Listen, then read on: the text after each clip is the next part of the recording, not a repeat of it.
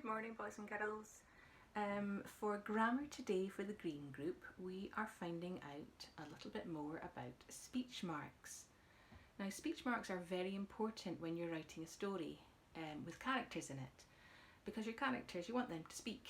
However, if you haven't got pictures of the characters in your story, then you need to be able to show who's saying what and when they're saying it. So in a cartoon, we know who's saying it because we can see the picture of the character and we can see their speech bubble. So in the speech bubble, Jerry doesn't need to write "said Jerry," because he didn't say that, did he? He didn't say, "I'm going to the party, said Jerry," because that would sound silly.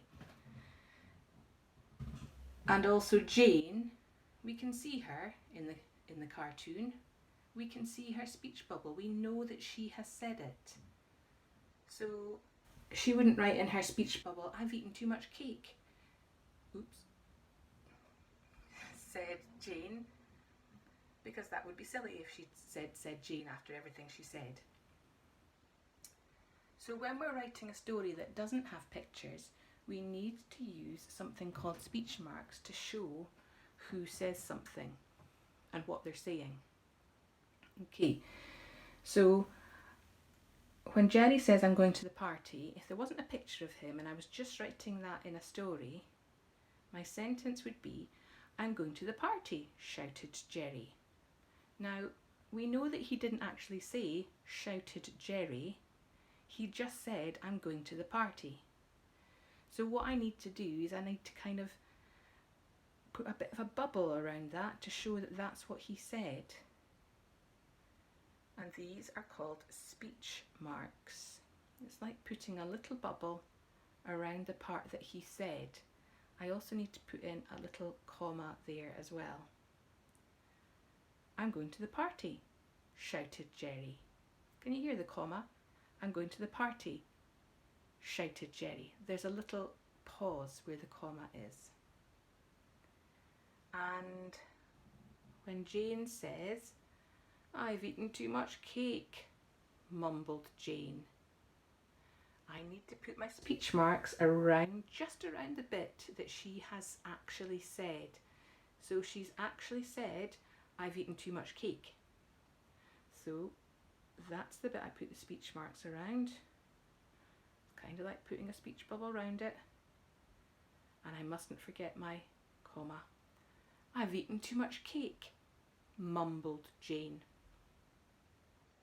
Okay, so we only put the speech marks around the part that the character actually says. Now, very often when I read stories, people just say "said, said, said, said," and it gets a little bit boring. So instead of using "said" all the time in your stories, there are lots more interesting words that you can use. Here's just a selection. You could use "cried" instead of "said." You could use "screamed," "whimpered," or "exclaimed." But there are lots of other words that you can use instead of the word "said." "Said" is okay to say some of the time, of course it is, but try for more interesting words. Okay, just a wee recap then. Whatever the person has said, "I'm going to the party," we need to put speech bubble around it. "I've eaten too much cake," we put a speech bubble around that, mumbled Jane. Okay, and try to use different words instead of "said." So today I'm going to post up a photograph onto Seesaw of a worksheet, but you can just copy it and put it into your jotter, and it looks like this. Here we go. I'll post a proper photograph of it, don't worry. So you've got a wee cartoon of what the person's actually saying, but you've got to put that into a sentence like I did with these ones. Okay, so this is Sam. He's saying, "I feel sick." So it could be, I feel sick. Don't just say said Sam. Try something like, I feel sick, whimpered Sam. Because he's feeling a bit sorry for himself, so he might be whimpering. I don't want to go. Not just said Lily. She looks quite angry, doesn't she? I think she's screaming that. I don't want to go, screamed Lily. Okay, not forgetting to put your speech marks around the part that the person said. Okay, thanks boys and girls.